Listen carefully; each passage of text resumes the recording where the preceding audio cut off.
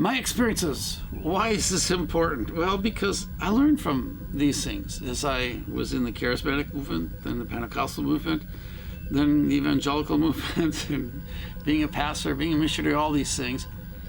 But what I want to focus on is just personal prophecy. Prophecy I got, and prophecy I gave. All right, one time. Actually, I didn't. Well, I did kind of give it, but I received. All right, in fact, twice. Before you go throwing stones at me, let me explain everything and the lessons I learned from all these things. First of all, okay, one of the things I do remember is back in Bible college, Assemblies of God Bible College. I had a roommate, and he went up to visit his girlfriend, who quickly became a fiancée, her parents up in Michigan. I was going to Bible school down in, where was it? Lakeland, Florida. And he went up there, and they both came back very disappointed.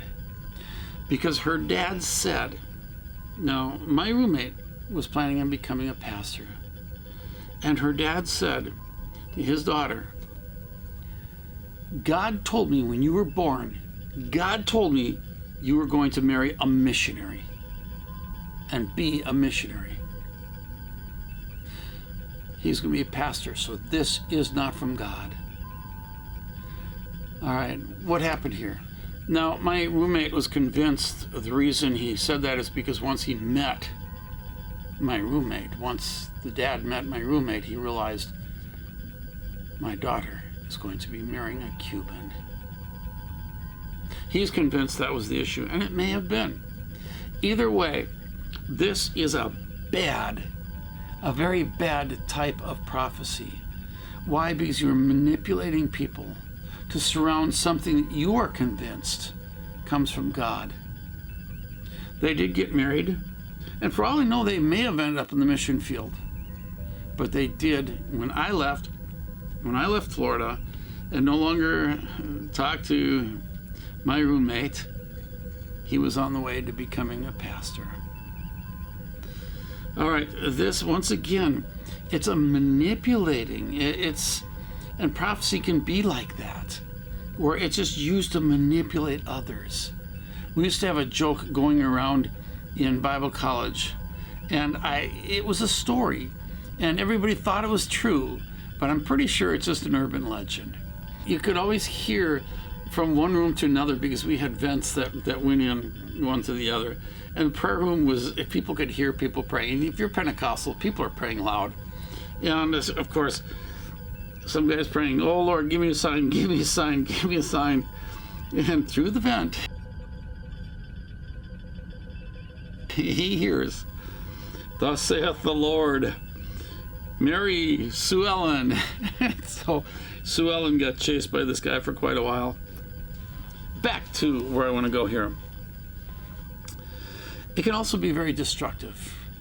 Somebody tells you that Jesus is going to be coming back on such and such a date, and you sell your property. That's bad. It can be destructive, and Jesus is coming back and he wants such and such, these people to be removed. Bad. There's a lot of ways that prophecy can be very destructive. I believe today's prophets are destructive, and I may get into that a little bit more in the future, but it looks like they are going in a real bad direction. That could go in really nasty directions. There are other types of prophecies that I had, and I'm going to put them in, they probably were prophecy, but I don't know if I'd ever put anything in the 100%.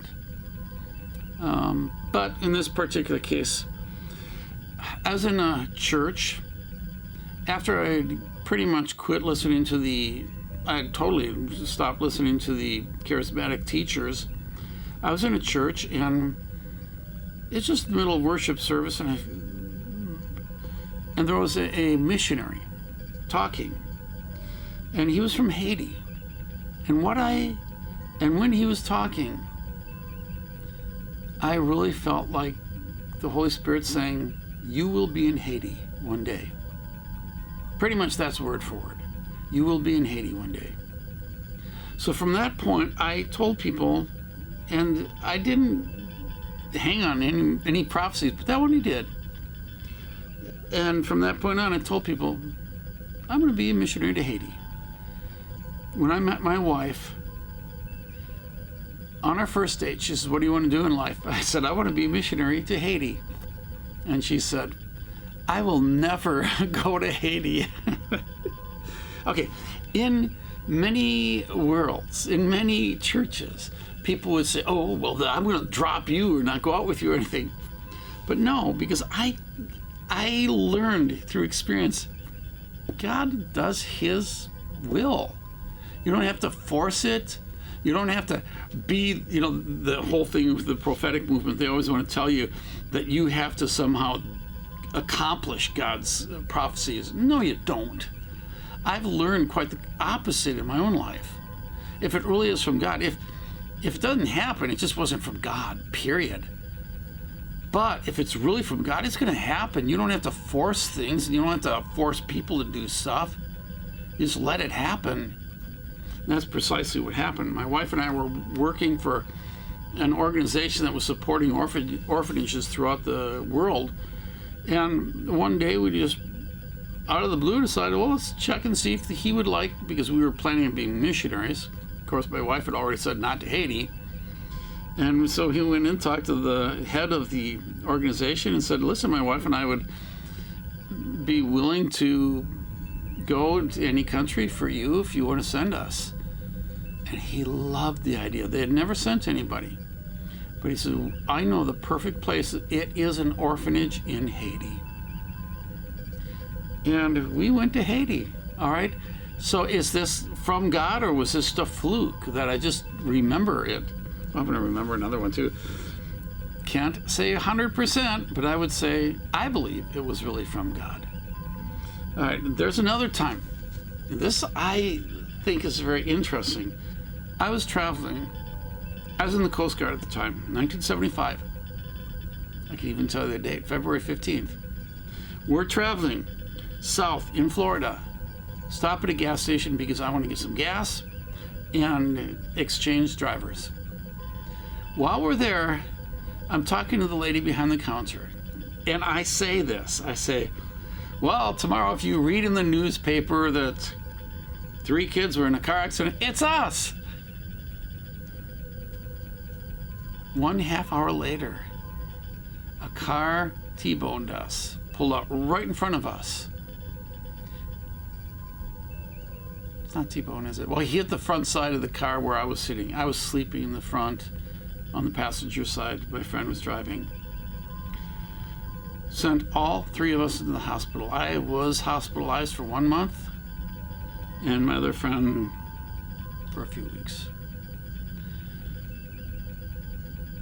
Was that a prophecy? I've never been able to figure that one out. You tell me. All right, this is Ted. You have a good day.